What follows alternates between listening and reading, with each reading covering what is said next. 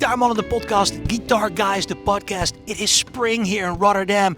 The tulips are popping out of the ground, and not only the tulips, also the guitar players. Especially tonight in Lantaarnvenster, because Mark Lettieri is performing as a part of his European tour with his Mark Lettieri Group. And we are going to do a rig rundown with Mark.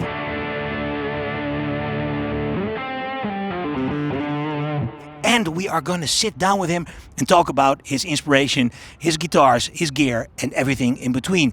And that's not all. We are giving away a Mark Lettieri signature J Rockett pedal. So if you want to win one, stay tuned. We're here in Lantaarnvenster in Rotterdam with Mark Lettieri. Yeah. Mark, thank you for having us. Sure. My first question is the repeat moment. The regular listener and watcher of this podcast know what it's about. It's about repeat audio, the brand of headphones from Rotterdam. So it's kind of a full circle. Yeah. And we always start out with the repeat moment. Okay. And since you are on tour right now, probably hanging in the tour bus all day. The tour bus. I like that you think I have a tour bus. Yeah. That's sweet. Let's keep that up. Yeah, right. Big tour bus. So, big tour bus. Yeah. Which song do you have on repeat at the moment? Well, I'm thinking the last song I definitely listened to over and over again recently was probably Escapade by Janet Jackson. Wow. I love that era of R&B and pop and stuff like that. Is that like late 80s? I think it was 88 or 89. Oh, yeah. Correct me if I'm wrong, but I think it's a Jimmy Jam and Terry Lewis produced. I love their work and just the sounds of those parts, and it was just fun, man. It was pop when it was musical and fun. What was the role of the guitar in that era? Really tasteful rhythm guitar parts, melodic parts. It seems like it was a really great time to be a studio guitar player because you were getting called to do all kinds of stuff. And I think it was Dave Barry that played on that song. I'm not totally sure, but yeah, it's this cool, like, kind of compressed chorus, clean vibe, and Typical 80s. yeah, I love that stuff. Do you think of what kind of guitar he used? Was it maybe a Valley Arts or something like that? Who knows? Or, It definitely sounded like single coil, pickups at least, but I'm sure those guys had all kinds of secret weapons that we never knew about. Very nice, yeah. Yeah. Well, let's talk about guitars. Okay. For this tour, what guitars do you have with you? Well, I have two guitars. They're both PRS guitars. One of them is the PRS Fiore, and the other one is a signature baritone. model. Yeah, which you'll know more about when it's time to know about. But we have a PRS Fiore signature guitar right here. This is actually a new color we just released. Oh, serious? Yeah, the first edition of the guitar was a gloss finish, but they wanted to do a satin finish. And so what they did, this color is called hibiscus. It's like a cool orange color. We named them all after flowers, because Fiore means flower in Italian. And they do this really nice finish job where it's called sinking satin. And so it's a satin finish, obviously, but the paint goes into the wood grain, so you get the texture of the wood there. This thing's already got some battle scars on it. I've been playing it every night. Yeah. For the whole gig almost. Oh, that's cool. Yeah. So this is the new, because PRS did send me the Fiore to check it out. Okay, cool. I have the blue one now at my place, but it's different indeed.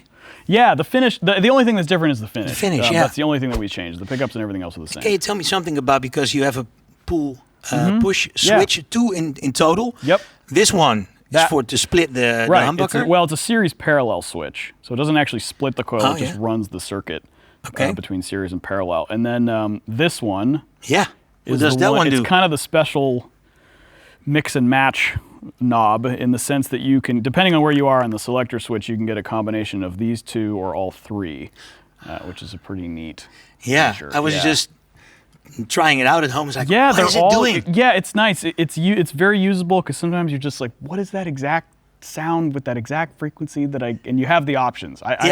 and they're all usable. I didn't. I personally feel like you can get a cool, unique tone out of every pickup iteration on the guitar. So it wasn't just to, put it at a higher price point because it has extra features or whatever. I find them all to be usable. Can you just play something to make the difference clear? Sure. Because I think the amps are still on, but they're still hot. Right. So let's see. So here's your neck pickup sound. Is that? Yeah. And then if I pull up the knob there, I'm still in the neck position, but now it's going to blend, or it's going to add the bridge pickup. So you get almost like a little bit of a Telecaster kind of it's sound. A little bit fatter, but with a twang. Exactly. Like and that. so then if I go to like position, I guess this is position 4, then you're getting all 3 pickups.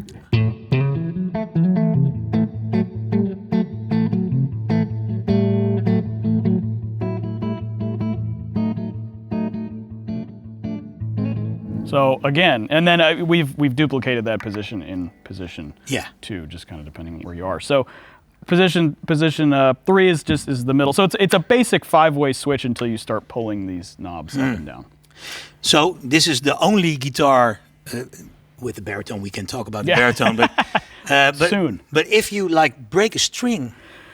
I'll probably go to a song on the baritone. I'll probably, finish the song. Yeah. Make a joke on the mic. Go to the baritone and then probably ask a volunteer from the audience to change the string. There are a lot of guitar players. I can always count on at least 1 or 2 who can change the strings on a PRS Is there a guitar. doctor in the house? Exactly. Yeah. Well, I had to have a doctor come the other night because, strangely enough, we're talking about changing strings. I was changing strings on the baritone, and when you know how they're wound up rather tight, and I sort of like unwound it rather haphazardly, and it flung into my right eyeball. No. And it was the most painful experience. And for about a day and a half, I was like just tears running down. Oh, no. And so there actually was a doctor at the gig that came and checked me out in between the sets. He had a flashlight in there to make sure I didn't poke anything out. Thankfully, it was just irritated, and now it feels better. Oh, man. But, yeah, it's dangerous even for pros. Wear goggles when you change your guitar strings, or just unwind them down here. My eyes are fine. I'm just wearing this for safety. I know, you never know when something might snap. Let's talk about your pedal board. Okay, sure. That's a nice touring rig. It is. For sure. It's very convenient. Yeah.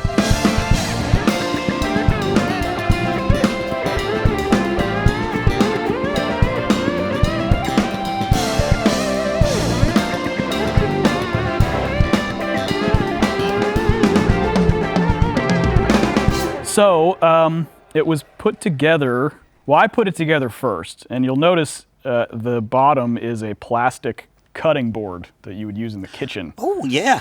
Which I got an idea, a friend of mine had the idea, I thought it was brilliant. So I made one myself, and it didn't look all that great, so I sent it to another friend who turned it into a really nice one. Well, at least a cleaner looking one with decent looking wiring. But this is like...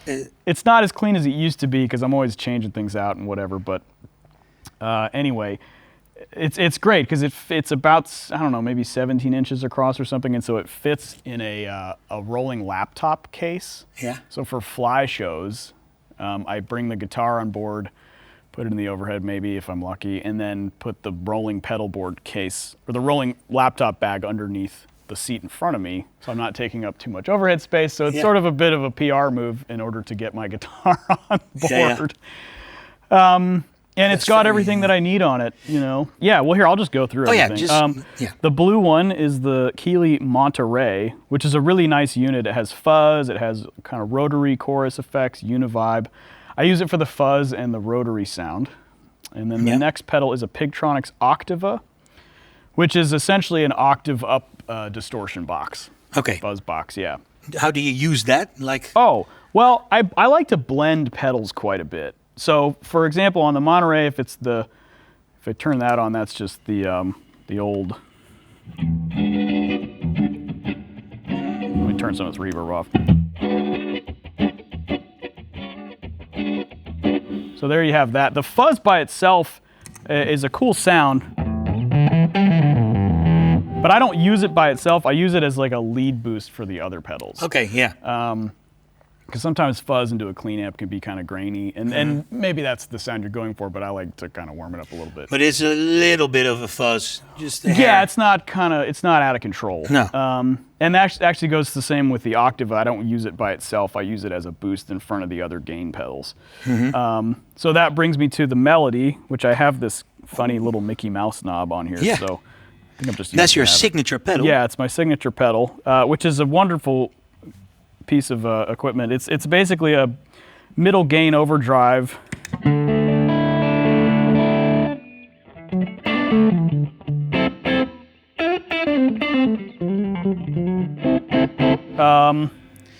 With a 6-band EQ instead of a tone section. So it's great for me because I use a lot of backline gear, and so sometimes I need to adjust the frequencies to fit the amps or to fit the room or whatever.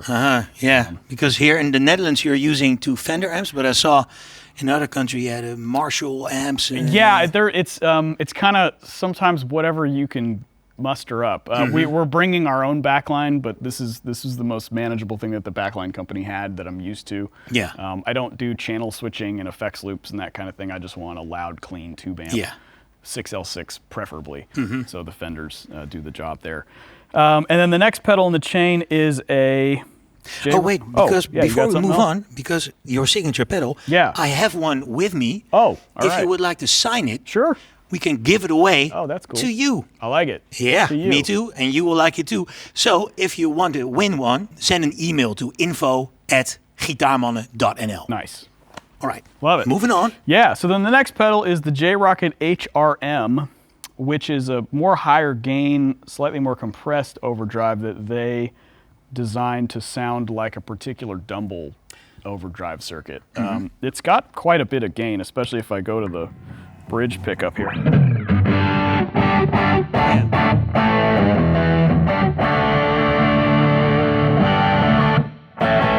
So yeah, so that does quite a lot of gain. And so the two of them together, you sort of end up with...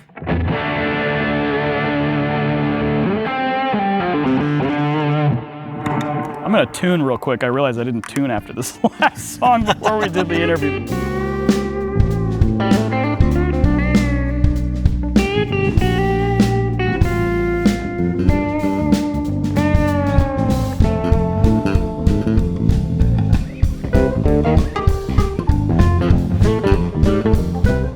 If you stack everything together, what is like the maximum sound you can get? I mean, some of the sounds that I'll do is maybe like this and this.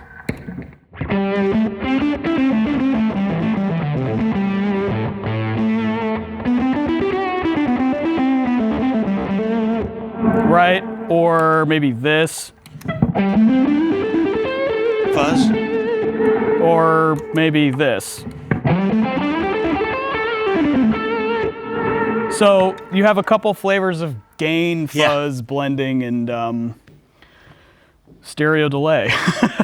Sounds which is amazing. Fun. Yeah, and so then the next pedal, which actually, it looks like it's after the drives, but it's this MXR Phase 95, which is a Phase 45 and a Phase 90 in the same box. I have it set to the Phase 45 section, and it's actually, the way the cabling is done, it's before the drives. I like that old school Eddie. Kind of straight into the thing sound. And it's a great pedal for rhythm, especially for, your good old like.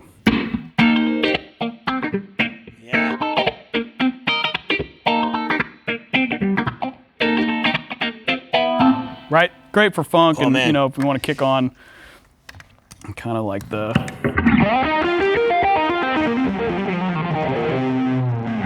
Just some extra nice, swirly sound, extra sauce. Yeah, and then we have the volume pedal, which is a really great sounding volume pedal, and it has a nice travel too. It's not too stiff. So you have your volume pedal after.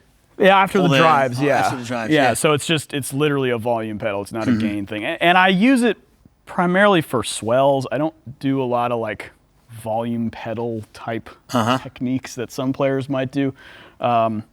And also, if I forget the part, I just go like that.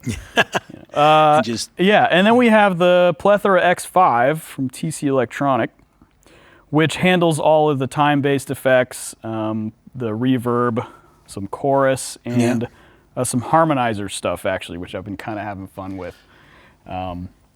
Just as it's like a fun party trick. Yeah, you always need something on your pedal board to like...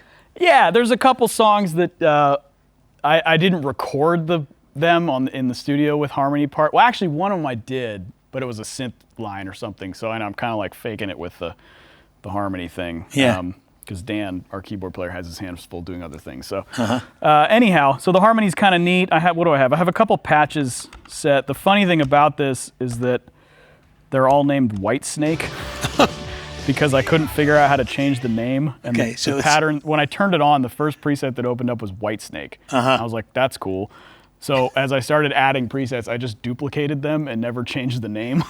I just changed the effects. Yeah. So now I remember that like Whitesnake, let's see, Whitesnake number 1 is what I use for a couple certain songs. Whitesnake number 2 is what I use for, it says 20. It's very confusing, but I remember it. You know what. Yeah, what I know means. That's the baritone one, you know, and then the other ones have like different harmonizer things. So like this one has like a B minor harmony.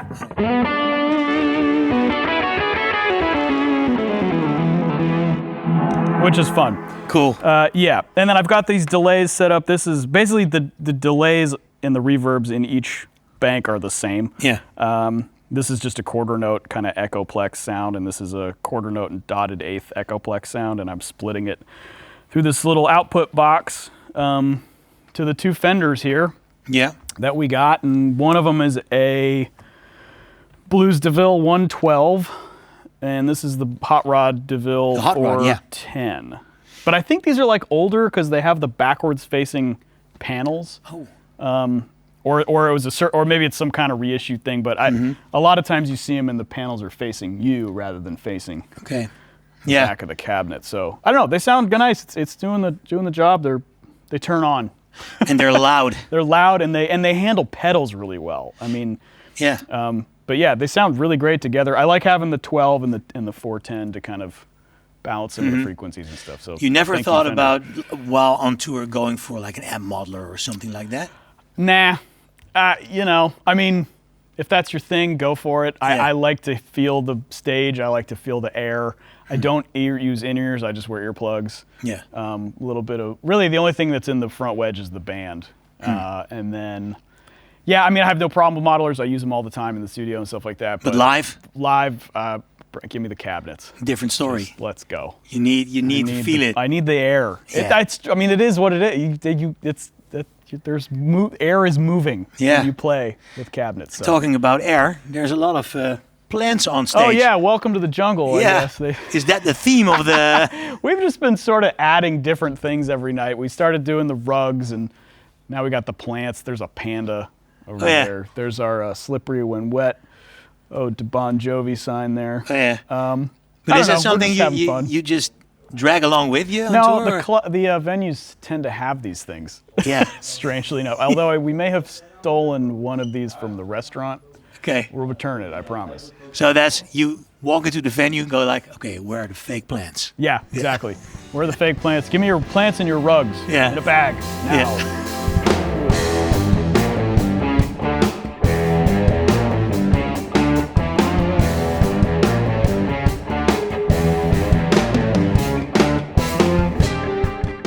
And now it's time for the Gitaarmannen Gig Guide, my personal selection of must-see live shows for guitar lovers. On June 20th and the 21st, the Holland International Blues Festival returns to the legendary village of Grolloo, a place forever linked to the Dutch blues scene thanks to Keeley and the Blizzards. This year's edition is extra special. For the first time, the festival features 2 stages, which means twice as many acts per day. The lineup is stacked with guitar-driven greatness. What do you think of Bonnie Raitt, the Robert Cray Band, Melissa Etheridge, Calio, and C6 Steve? They're all taking the stage. And for those of us obsessed with tone and touch, don't miss DK Harrell, the phenomenal Live DeLille Band, and Jerron Paxton. In past years, the festival welcomed icons like Buddy Guy, Jeff Beck, Joe Bonamassa, Kenny Wayne Shepherd, and up-and-comers like Kingfish, Joanne Shaw Taylor, and Marcus King. So, if blues, Americana, or rootsy guitar playing is your thing, this is the place to be. The Holland International Blues Festival takes place June 20th and 21st in Grolloo, the Netherlands. Check out the full lineup and get your tickets today at hollandinternationalbluesfestival.com. Now, back to the podcast with Mark Lettieri. Yeah. We're in the Foyer. It's a French word. Google it.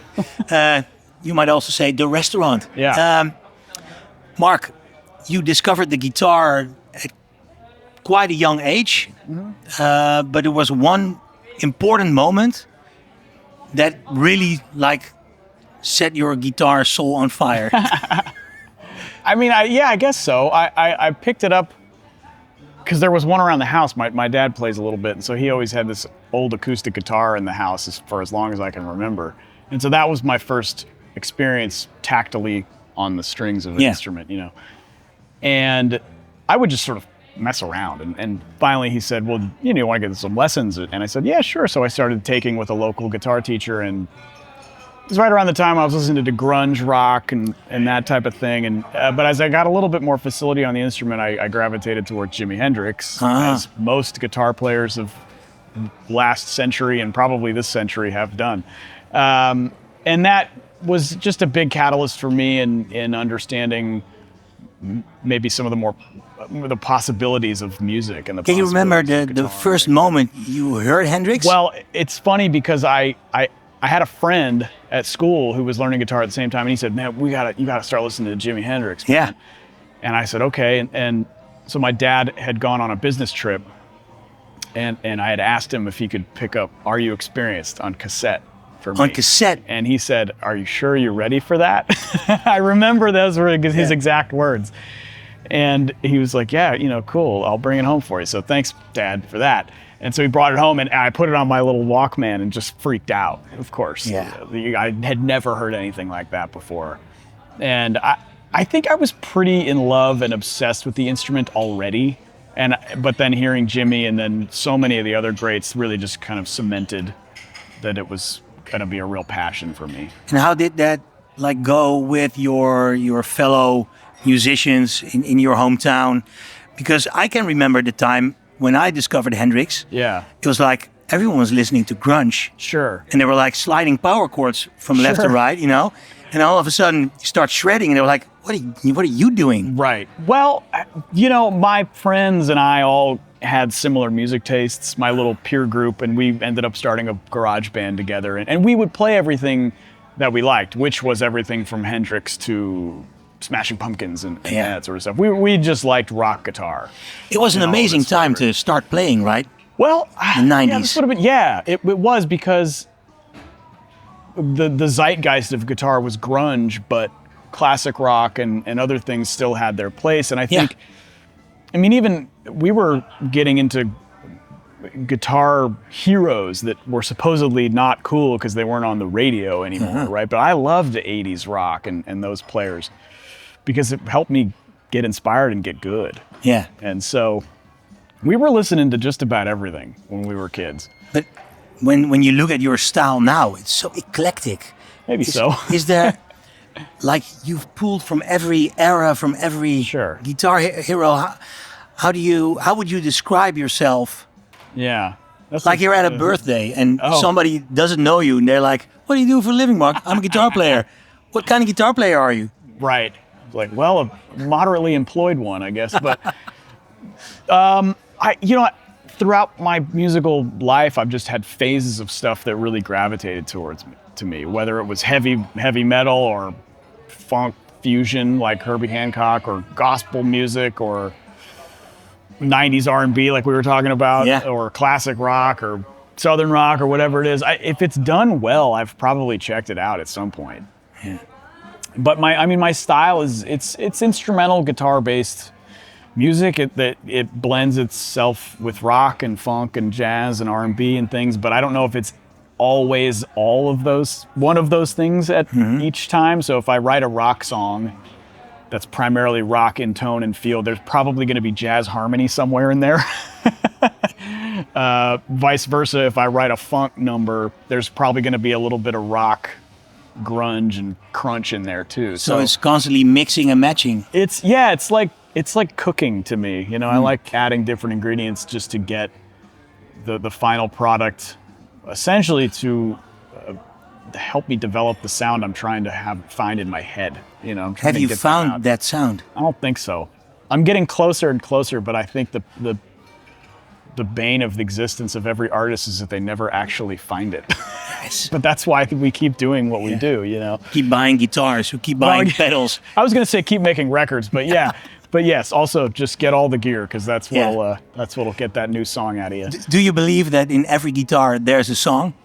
No. Well, I don't know. It depends. I do get a lot of inspiration from my gear, especially if it's something that I haven't played in a while or something that's unique. But really, I get the most inspiration if it's something that allows me to communicate the way I want to. Yeah. Like, I don't want to be fighting with the piece of gear to make a musical statement. Some people like that. They like that struggle. They like the big chunky neck. Or something, with small hands. Well, and then there's some truth to that, because it does make you play a certain way. And, you know, the funny thing is we were just talking about my pedalboard there, and I've done a couple gigs where something terrible has happened to the pedalboard. I remember I was actually on stage. I used to tour with this R&B artist named Erykah Badu when I was younger, and there was an instance where I had fried my pedalboard because I had the wrong voltage. Ooh. And I was freaking out, you know. And after the gig, she said, "You sounded incredible tonight. Like, that's the best I've heard you on the tour." And I had plugged straight into the amp, you know. No. And so there's always those moments that remind you that it's not about the gear; it's about the player. It's what you can play. Yeah.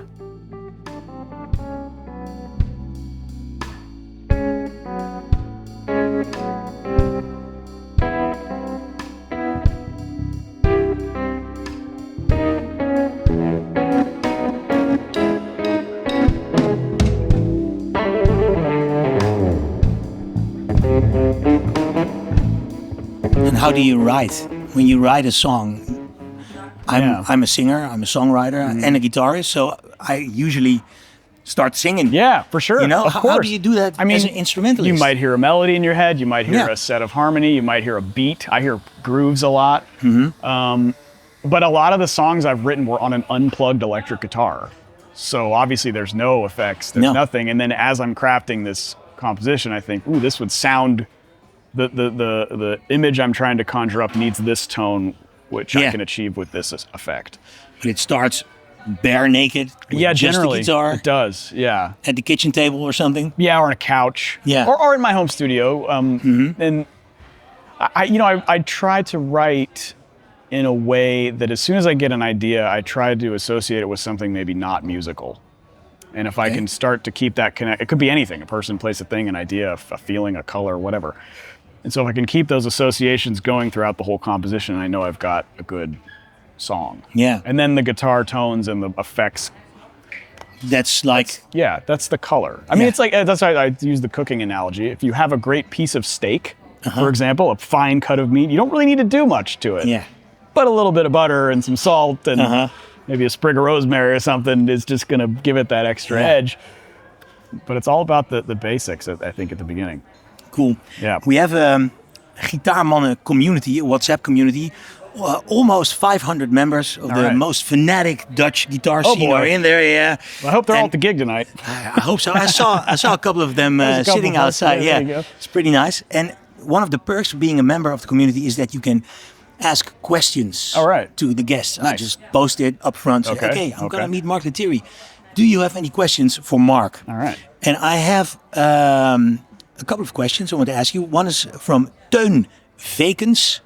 He says, this might be a bit random to start with, but someone mentioned that you actually lived in Eindhoven, the Netherlands, for a while as a kid. Do you have any memories of that time? I do, yeah. I lived there from the ages of about 3 to 5.5. Oh. My dad got a job working for a public relations firm that was contracted through Philips. Yeah. And so we moved, and it was a great experience. I mean, I made friends from all over the world. Got to travel Europe because it's so easy to do. You just get in the car and you drive to Bruges or whatever. So I remember that. I fell in a fountain in Bruges. That's always a good story my mom likes to tell. And yeah, it was really neat, and I do remember it. And we have a lot of photos from back then, so it's easy to reminisce about that. Very cool. Semyon, he asks, you played with John Mayer at the PRS anniversary event. Are there any plans for future collaborations with John? There's no official plans, no, but it would be great if that happened again. I think he's busy with a new album or something. I maybe so. Yeah. Yeah. I mean, and he's also got his own band. That's great. So, but yeah, I'd love to do it. How was that playing with him at that event? It was awesome. Let's break it down, man.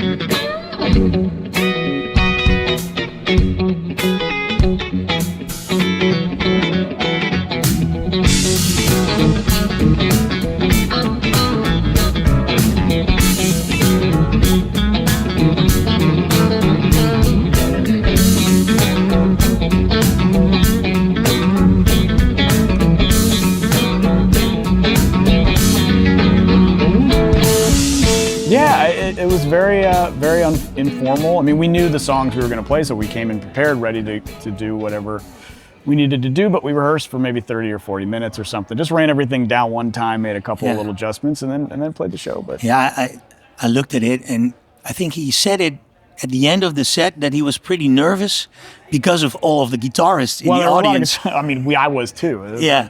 How is that? Because I hate it when I know that there are like. Well, I can't avoid it at this point. Yeah. I mean, no, it's fine. I'm just going to do what I'm going to do, and thankfully I have a great band that helps me if I fall on my face. But it just comes with the territory. Yeah. Let's see about your relationship with PRS. Mm-hmm. How did that came about, and how does the process of making like a Fiore go from the first conversations to like the first prototype? Right. I got involved with them in, I think it was 2016. They had just reached out and offered if I wanted to try their McCarty 594 guitar, and that's an incredible instrument. So we started the relationship there. I started helping them a little bit with this amp they put out called the Sanzera, and was just enjoying playing my 594. And the A&R department asked if I wanted to work on a model because they were looking to expand the bolt-on neck line of their guitars, and they knew that I was primarily that kind of guitar player. So we started there. We started from scratch, essentially looking at a couple older PRS models and then looking at some old guitars that I had that I really liked that were a big part of my sound, and just started talking shop. Yeah. And wiring pickups and. How does it go when there's like a first prototype? Do they send it? Yeah, well, a lot of this was done over the pandemic. Actually, all of it was. So I most of it was mailed to my house, and then I would play it and maybe take it on a gig, whatever gigs we had during the lockdown, which wasn't very many. And then I would give them feedback. And I remember a really funny instance. I was questioning the weight of the body. I thought maybe it was too light or something. And Paul goes, okay, go to your cupboard. Do you have any Campbell's soup or something? I was like, yeah.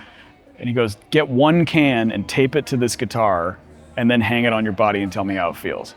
And I was like, oh yeah, it's good. He goes, well, that's exactly X amount of ounces more. And we'll make that adjustment for the next one. I just thought that was so great. Like, you want someone like that building your guitars. Yeah. That's really into detail, but with like practical. Yeah, he's into detail, but he's also not afraid to just try anything. Yeah. So we came up with a really great axe. So that's a great combination for you. Yeah. Did you already like PRS guitars? Or did you own a couple? I had the 594, which is a favorite of mine. Prior to that, I was sort of playing other brands and I think a lot of it was my influences as a kid played other brands. And so when you're young and impressionable, you gravitate towards those things because that's what you like. You see Hendrix on the Strat. Right, you see Hendrix on a Strat, you see Vi on an Ibanez, you see et cetera, et cetera. But then as I got older and started playing more and got hip to what PRS was capable of as a brand and how their guitars get out of your way. You know, I really liked that. So yeah, they're really like, which is a crazy thing to say. I know that everybody's like, what do you mean get out of your way? It's like, you know what I mean? it's just there. you. Yeah, it's like oh cool, this is me. This guitar lets me, and I like that. Very nice. Let's talk about the Desert Island Pedalboard. Yeah, the Desert Island Pedaltrain. You're stuck on an island. You have 3 pedals you can bring with you. Okay. What are they? Oh man, I'll bring my Melody. I'll bring an MXR carbon copy, and an MXR Phase 95. Because I've actually had to do gigs where that's all I had because something broke or something got lost. And I think I sounded okay. So that's the bare minimum. There you go. Okay, if you want to win a Pedaltrain Nano, please send an email to info@gitaarmannen.nl.